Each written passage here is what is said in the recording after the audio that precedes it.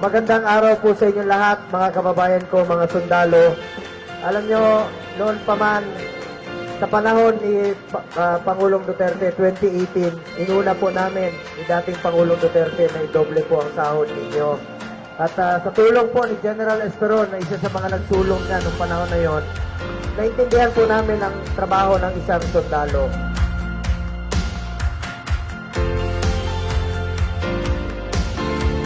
Kaya parati ko po kayong ipaglalaban bilang inyong Vice Chairman po ng Senate Committee on National Defense.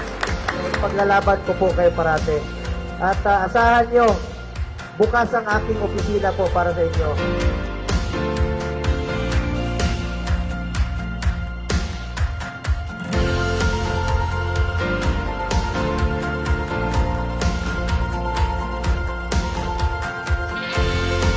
So, ako po'y nagpapasalamat sa mga sundalo natin, uniform personnel, sa inyong walang sawa at walang kapagurang serbisyo sa Pilipino.